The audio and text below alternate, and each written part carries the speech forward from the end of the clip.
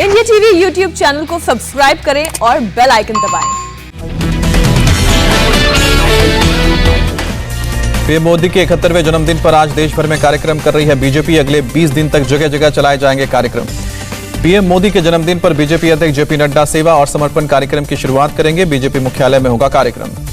वाराणसी में पीएम मोदी के जन्मदिन पर बनाया गया 71 किलो के लड्डू लोगों को बांटा गया। वाराणसी में मोदी के जन्मदिन की पूर्व संध्या पर दिए भी जलाए गए। प्रधानमंत्री मोदी के लिए प्रार्थना की गई। वाराणसी के गंगा घाट पर प्रधानमंत्री मोदी के लिए विशेष आरती की गई। उनके दीर्घायु होने की कामना की गई। भोपाल में बीजेपी के कार्यकर्ताओं ने मनाया पीएम मोदी का बर्थडे। 71 फीट लंबा केक काटकर सेलिब्रेट किया। भोपाल में बीजेपी कार्यकर्ताओं ने सेवा समर्पण अभियान के तौर पर मनाया पीएम मोदी का जन्मदिन। 71 लोगों को लगाई गई वैक्सीन। 71 लोगों ने ब्लड डोनेशन भी किया। पीएम मोदी के जन्मदिन पर आज देश में 1.5 करोड़ वैक्सीन लगाने का लक्ष्य रखा गया है। स्वास्थ्य मंत्री मनसुख मंडाविया ने वैक्सीनेशन अभियान में तेजी लाने का आह्वान किया है। मध्य प्रदेश सरकार भी आज चलाएगी मेगा वैक्सीनेशन अभियान। 32 लाख लोगों को लगाई जाएगी वैक्सीन की पहली डोज। आज गुजरात में वैक्सीनेशन का महाअभियान। 35 लाख लोगों को वैक्सीन लगाने का लक्ष्य रखा गया है। पीएम मोदी के जन्मदिन पर आज बिहार में चलाया जाएगा mega vaccination drive. CM Nitish Kumar कार्यक्रम में होंगे शामिल। 30 लाख लोग भी वैक्सीन। पीएम मोदी के 71वें जन्मदिन पर बिहार बीजेपी का मेगा प्लान। आज से 7 अक्टूबर तक लगातार चलेगा कार्यक्रम। पीएम मोदी के बर्थडे पर यूपी में 27,000 बूथों पर होगा कार्यक्रम। गंगा नदी में 71 स्थानों पर सफाई अभियान भी चलाया जाएगा। हरियाणा में अगले 20 दिन विशेष अभियान चलाएगी बीजेपी। कार्यकर्ता सेवा कार्य के साथ 71,000 पौधे भी लगाएंगे। प्रधानमंत्री मोदी के जन्मदिन पर उन्हें मिले उपहारों की आज ई नीलामी करेगी संस्कृति मंत्रालय। आज से 7 अक्टूबर तक वेबसाइट के जरिए लोग इसमें हिस्सा ले सकते हैं। ई ऑक्शन में ओलंपियन और पैरालंपियन के स्पोर्ट्स गियर और उपकरण समेत 1300 आइटम को रखा गया है और ई ऑक्शन में मिले धनराशि को नमामि गंगे के मिशन में इस्तेमाल किया जाएगा। दिल्ली बीजेपी अध्यक्ष आदेश गुप्ता ने पीएम मोदी को दी जन्मदिन की बधाई। बोले पीएम मोदी ने दुनिया भर में बढ़ाया भारत का गौरव। समाज के आखिरी लाइन में खड़े व्यक्ति को मजबूत किया। सैंड आर्टिस्ट सुदर्शन पटनायक ने खास अंदाज में दी प्रधानमंत्री मोदी को जन्मदिन की बधाई। 2035 शंखों की मदद से ओडिशा के पूरी बीच पर बनाई अनोखी कलाकृति। पीएम मोदी के बर्थडे पर आज बेरोजगारी दिवस मनाएगी महाराष्ट्र कांग्रेस। जगह जगह करेगी प्रदर्शन। आज शंघाई सहयोग संगठन के सत्र को वर्चुअली संबोधित करेंगे प्रधानमंत्री मोदी। 21वें शिखर सम्मेलन में भारतीय प्रतिनिधिमंडल का नेतृत्व करेंगे। एससीओ के सम्मेलन में शामिल होने वाले तजाकिस्तान पहुंचे हैं विदेश मंत्री एस जयशंकर। हाइब्रिड प्रारूप में दुशांबे में हो रही है बैठक। एससीओ की बैठक में अफगान संकट पर भी विस्तार से चर्चा हो सकती है। 2 दशकों में हुए कामों की समीक्षा होने के आसार। दुशांबे में चीनी विदेश मंत्री वांग यी से मिले विदेश मंत्री एस जयशंकर। पूर्वी लद्दाख समेत सीमावर्ती क्षेत्र से सेना हटाए जाने पर चर्चा हुई। जयशंकर ने कहा शांति की बहाली के लिए सेनाओं को हटाया जाना चाहिए। ये द्विपक्षीय संबंधों के विकास के लिए जरूरी। किर्गिस्तान के विदेश मंत्री से भी मिले एस जयशंकर। दोनों देशों के बीच आपसी सहयोग मजबूत करने पर चर्चा हुई। ईरान, आर्मेनिया और उज्बेकिस्तान के विदेश मंत्रियों से भी मिले एस जयशंकर। अफगानिस्तान समेत क्षेत्रीय मुद्दों पर चर्चा हुई। द्विपक्षीय मसलों पर भी बात हुई। आज महाराष्ट्र के नांदेड़ जाएंगे गृह मंत्री अमित शाह। सीआरपीएफ की ओर से आयोजित वृक्षारोपण अभियान में भी भाग लेंगे। 10 करोड़ पौधा लगाएंगे। आज तेलंगाना के निर्मल जिले का भी दौरा करेंगे अमित शाह। बीजेपी के तेलंगाना लिबरेशन डे कार्यक्रम में शिरकत करेंगे। एक जनसभा को संबोधित करेंगे। 18 सितंबर को एमपी के जबलपुर जाएंगे गृह मंत्री अमित शाह। आदिवासी नेताओं के लिए आयोजित कार्यक्रम में हिस्सा लेंगे। आज लखनऊ में होगी जीएसटी काउंसिल की 45वीं बैठक। राज्यों और केंद्र शासित प्रदेशों के वित्त मंत्री होंगे शामिल। वित्त मंत्री निर्मला सीतारमण करेंगी अध्यक्षता। जीएसटी काउंसिल की बैठक में पेट्रोल डीजल को जीएसटी के दायरे में लाने पर भी चर्चा होगी। जीएसटी परिषद की बैठक को लेकर बोले महाराष्ट्र के डिप्टी सीएम अजित पवार, हमने अपने सुझाव लिखित रूप में दे दिए हैं। जीएसटी काउंसिल की बैठक से पहले बोले छत्तीसगढ़ के सीएम भूपेश बघेल, केंद्र को पेट्रोलियम पदार्थों को जीएसटी के दायरे में लाना चाहिए। वित्त मंत्री निर्मला सीतारमण का ऐलान। ब्लड बैंक के लिए 30,600 करोड़ रुपए की गारंटी मंजूर की है। भारत सरकार अगले 3 साल में ड्रोन निर्माण के क्षेत्र में 5,000 करोड़ रुपए खर्च करेगी। नागरिक उड्डयन मंत्री ज्योतिरादित्य सिंधिया ने जानकारी दी।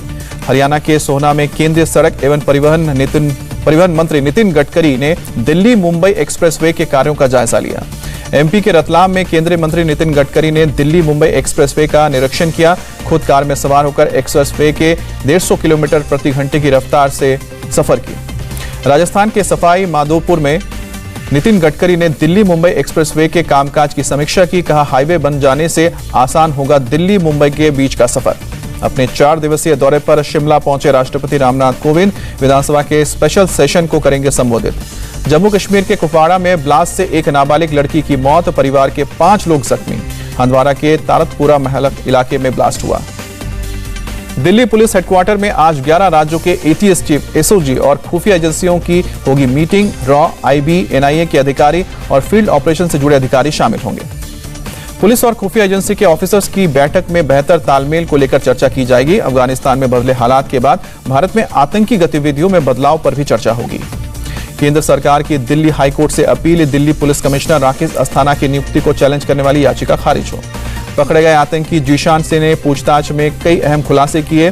का ब्रेन वॉश के लिए दिखाया गए मुजफ्फरनगर और गुजरात दंगों के वीडियो। आतंकियों के निशाने पर थे ब्रिज और रेलवे ट्रैक, करना चाहते थे सीरियल ब्लास्ट। महाराष्ट्र के पूर्व गृह मंत्री अनिल देशमुख के पीएस संजीव पलांडे को किया गया निलंबित। ईडी ने 26 जून को गिरफ्तार किया था। नारायण राणे की अर्जी पर आज बॉम्बे हाई कोर्ट में सुनवाई, एफआईआर रद्द करने की मांग। सीएम उद्धव को थप्पड़ मारने की टिप्पणी की थी। पीएम मोदी से मिले हरियाणा के सीएम खट्टर, राज्य की योजनाओं के बारे में जानकारी दी।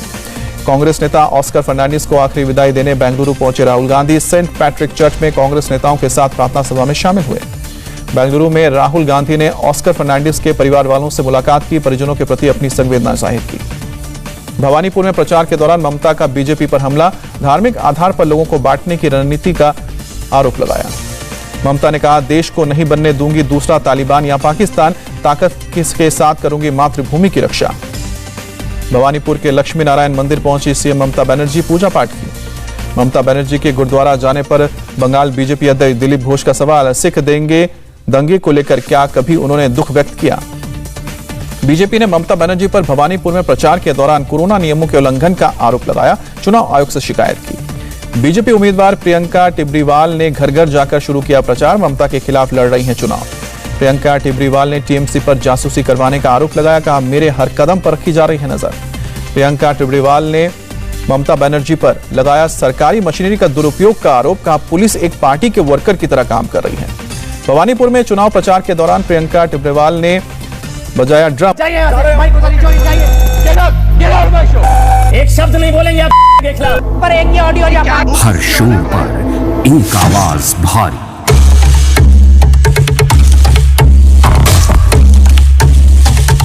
इंडिया टीवी, शोर कम खबर ज्यादा। 7 लाभार्थियों को टूल किट वितरित करेंगे और पीएम मुद्रा योजना के तहत चेक भी देंगे। भारी बारिश की वजह से सभी स्कूल कॉलेज 2 दिनों के लिए बंद, सीएम योगी ने जारी किया आदेश। यूपी के कई इलाकों में भारी बारिश के चलते हुए हादसे, 15 लोगों की जान गई। लखनऊ के कई इलाकों में भारी बारिश, लगातार बारिश की वजह से लखनऊ के पौष इलाकों में भी पानी भरा। लखनऊ का कैसरबाग इलाका पानी, सड़कों में पानी भरा, कई घरों के अंदर भी घुसा पानी।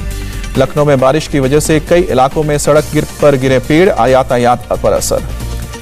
कानपुर पुलिस ने चलाया जागरूकता अभियान, भारी बारिश वाले इलाकों में लोगों को जर्जर मकान छोड़ने की सलाह दी। यूपी के नोएडा में पुलिस और बदमाशों के बीच एनकाउंटर, 2 बदमाशों को लगी गोली, पुलिस ने गिरफ्तार किया। यूपी में 4 आतंकियों के घुसने की खबर से मुरादाबाद में पुलिस प्रशासन अलर्ट, सभी महत्वपूर्ण जगहों पर सुरक्षा कड़ी, जगह जगह चलाया जा रहा है चेकिंग अभियान। डेंगू और वायरल फीवर से निपटने के लिए 15 डॉक्टर्स की टीम पहुंची फिरोजाबाद, अब तक 60 लोगों की मौत हो चुकी है। यूपी के मथुरा में बड़े डेंगू के मामले, डेंगू के 298 मरीजों में से 250 ठीक होकर लौटे। सुकेश चंद्रशेखर केस में ईडी ने जैकलिन फर्नांडिस को दोबारा भेजा समन, 25 सितंबर को पेश होने के लिए आदेश दिया है। पूर्व आईएएस और एक्टिविस्ट हर्ष मंदर के ठिकानों पर ईडी का छापा, मनी लॉन्ड्रिंग का है मामला। आईपीएस अधिकारी राकेश दुबे के घर भी ईओयू की छापेमारी, आय से ज्यादा संपत्ति होने का आरोप लगा है। मुंबई में मर्डर मामले का खुलासा, पुलिस ने आरोपी को गिरफ्तार किया। स्वास्थ्य मंत्रालय का बयान, त्योहारों के दौरान और सतर्कता की जरूरत, देश में 20% वयस्क पूरी तरह वैक्सीनेट। देश में कोरोना के 34,640 नए केस सामने आए, 318 लोगों ने दम तोड़ा। केरल में कोरोना के 22,182 नए केस, 178 लोगों ने जान गंवाई। पिछले हफ्ते केरल में कुल मिलाकर 67% केस आए सामने, 1 लाख से ज्यादा एक्टिव केस का इकलौता राज्य है। महाराष्ट्र में कोरोना के 3,595 नए केस सामने आए, 45 लोगों की जान गई। काबुल में एक साथ कई रॉकेट दागे जाने की खबर, काबुल के खैरखाना इलाके में रॉकेट से हमला हुआ। स्थानीय लोगों ने कहा चमतल्ला इलेक्ट्रिक सब स्टेशन को बनाया गया निशाना, लेकिन हमलावरों का निशाना चूक गया। रॉकेट हमले का शक आईएसआईएस खुरासान ग्रुप पर जताया जा रहा है। इसी आतंकी संगठन ने 26 अगस्त को काबुल एयरपोर्ट पर हमला किया था। अमेरिका ने टर्की में सक्रिय अल कायदा के 5 समर्थकों के खिलाफ प्रतिबंध लगाए। विदेश मंत्री एंटनी ब्लिंकन ने कहा, हम उन लोगों को निशाना बनाना जारी रखेंगे जो अमेरिका को नुकसान पहुंचाना चाहते हैं। एंटनी ब्लिंकन को 4 अमेरिकी सीनेटर्स ने लिखा पत्र, तालिबान को विदेशी आतंकी संगठन घोषित करने की मांग की। कांधार में अफगान लोगों की बड़ी मुसीबत, तालिबान ने मिलिट्री कंपाउंड से बाहर निकालने का आदेश दिया। काबुल में एक भारतीय नागरिक के लापता होने की खबर, एमईए का बयान, हम लगातार संपर्क में हैं।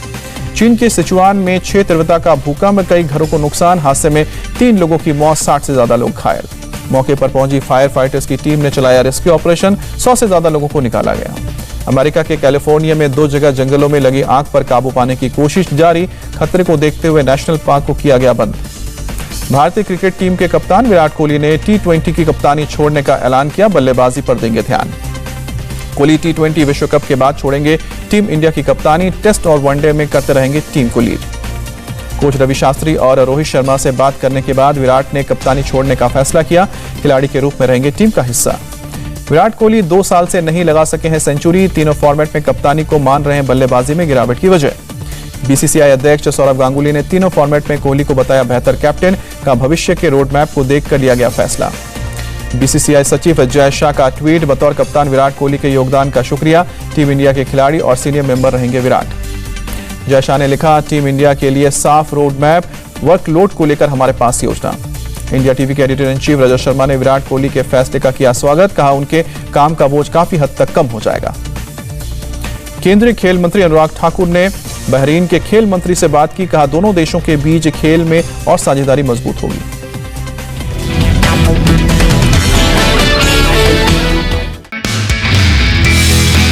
नमस्ते, मैं हूं मीनाक्षी जोशी। वीडियो और खबरों से अपडेट रहने के लिए India TV YouTube channel subscribe करें, बेल आइकन दबाना ना भूलें। जुड़े रहें इंडिया टीवी के साथ।